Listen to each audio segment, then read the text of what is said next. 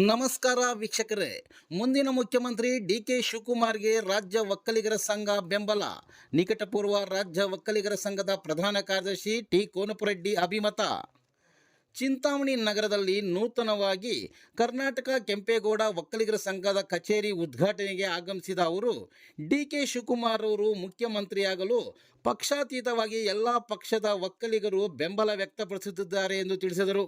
ಈ ಸಂದರ್ಭದಲ್ಲಿ ಕರ್ನಾಟಕ ಕೆಂಪೇಗೌಡ ಒಕ್ಕಲಿಗರ ಸಂಘದ ರಾಜ್ಯಾಧ್ಯಕ್ಷರಾದ ಗೋಪಲ್ಲಿ ರಘುನಾಥ್ ರೆಡ್ಡಿ, ಒಕ್ಕಲಿಗ ಸಮುದಾಯದ ಮುಖಂಡರಾದ ಕೃಷ್ಣಾರೆಡ್ಡಿ, ರಾವುಟಳ್ಳಿ ರಘುನಾಥ್ ರೆಡ್ಡಿ, ಗೋಪಲ್ಲಿ ಶ್ರೀನಿವಾಸ ರೆಡ್ಡಿ, ಎರೇಗಾರಳ್ಳಿ ಮನೋಹರ್ ರೆಡ್ಡಿ, ಬಿ.ವಿ. ಅರವಿಂದ್ ರೆಡ್ಡಿ, ಶೇಷು ರೆಡ್ಡಿ, ಗಡ್ಡಲು ರಮೇಶ್, ಬೈರೇಗೌಡ ಸೇರಿದಂತೆ ಇತರೆ ಮುಖಂಡರು ಉಪಸ್ಥಿತರಿದ್ದರು.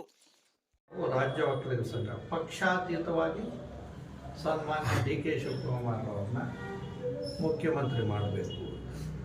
ಯಾಕೆ ಹೇಳಿದ್ವಿ ಅಂದರೆ, ಕಾಂಗ್ರೆಸ್ ಒಂದು ಪಕ್ಷದಲ್ಲಿ, ಅದು ಒಂದು ರಾಷ್ಟ್ರೀಯ ಪಕ್ಷ, ಆ ಪಕ್ಷದಲ್ಲಿ ಯಾರು KPCC ಅಧ್ಯಕ್ಷರಿದ್ದಾರೋ ಅವ್ರ ನೇತೃತ್ವದಲ್ಲಿ ಬಹುಮತ ಸಿಕ್ಕಿತ್ತು. ಆ ಒಂದು KPCC ಅಧ್ಯಕ್ಷರನ್ನೇ ಮುಖ್ಯಮಂತ್ರಿ ಮಾಡುವ ಒಂದು ವಾಡಿಕೆ ಇತ್ತು, ಆ ಪರಿಪಾಠವಿತ್ತು. ಹಾಗಾದರೆ ಡಿ.ಕೆ. ಶಿವಕುಮಾರ್ ಅವರ ನೇತೃತ್ವದಲ್ಲಿ ಇಷ್ಟೊಂದೆಲ್ಲ ಬಹುಮತ ಬಂದಾಗ ಕೆಲವೊಂದು ಒತ್ತಡಗಳು ಮಾಡೋದು ಕಾಂಗ್ರೆಸ್ ಹೈಕಮಾಂಡ್ ಸಿದ್ದರಾಮಯ್ಯನವರಿಗೆ ಮನೆ ಹಾಕಿತು. ಅವತ್ತು ನಾನು ಹೇಳಿದ್ದೆ, ರೈತ ಬೆಳೆ ಬೆಳೀತಾನೆ, ಬೆಳೆ ಬೆಳೆದಿದ್ದು ಒಬ್ಬ ಆದರೆ ಕಟಾವು ಮಾಡ್ಕೊಂಡು ಹೋಗಿದ್ದು ಇನ್ನೊಬ್ಬ. ಹಾಗಾಗ್ತಾ ಇದೆ ರಾಜಕೀಯ. ಹಗಲು ರಾತ್ರಿ ದುಡಿದವ ಡಿ.ಕೆ. ಶಿವಕುಮಾರ್.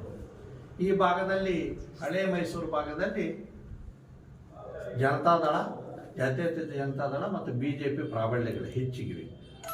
ಡಿ.ಕೆ. ಶಿವಕುಮಾರ್ ಅವರು ಮುಖ್ಯಮಂತ್ರಿ ಆಗಬೇಕು ಅನ್ನೋ ದೃಷ್ಟಿಯಿಂದ ಪಕ್ಷಾತೀತವಾಗಿ ಒಕ್ಕಲಿಗರ ಸಮುದಾಯವನ್ನು ಬೆಂಬಲಿಸಿತು.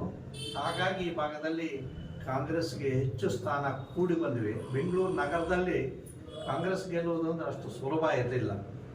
ಹಾಗಾಗಿ ಎಲ್ಲ ಆಗಿದೆ ಅಂತ. ಮಂಡ್ಯದಲ್ಲಿ ಅಷ್ಟೊಂದು ಸ್ಥಾನಗಳು ಕಾಂಗ್ರೆಸ್ಗೆ ಲಭಿಸ್ತಿರಲಿಲ್ಲ. ನಿಮಗೂ ಎಲ್ಲ ಗೊತ್ತಿದೆ. ಈಗ ನಮ್ಮ ಜಿಲ್ಲೆಗಳಲ್ಲೂ ಏನಾಗಿದೆ ಅಂತ ನಿಮ್ಗೆ ಗೊತ್ತಿದೆ.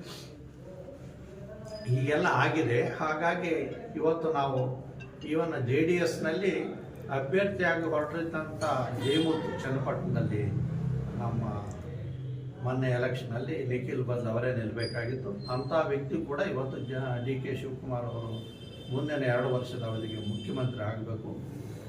ಕಾಂಗ್ರೆಸ್ ಪಕ್ಷದಲ್ಲಿ S.M. ಕೃಷ್ಣ ಅವರವರ ನಂತರ ಯಾರೊಬ್ಬರಿಗೂ ಸಿಕ್ಕಿಲ್ಲ. ಸಿದ್ದರಾಮಯ್ಯನವರಿಗಾಗಲೇ ಮೊದಲೆಲ್ಲ ಮುಖ್ಯಮಂತ್ರಿಗಳಾಗಿದ್ದಾರೆ. ಮತ್ತೇನು 2.5 ವರ್ಷ ಇದೆ. ಕನಿಷ್ಠ ಈ 2.5 ವರ್ಷ ಆದರೂ ಇವರಿಗೆ ಕೊಟ್ಟ ಮಾತನ್ನಂತೆ ನುಡಿದಂತೆ ನಡೀಬೇಕು ಅಂತ ಹೇಳಿ ನಾವು ಎಲ್ಲ ರಾಜ್ಯ ಒಕ್ಕಲಿಗರ ಸಂಘದ 35 ಜನ ನಿರ್ದೇಶಕರ ಒಕ್ಕೊರಲಿನ ಒತ್ತಾಯವಾಗಿದೆ.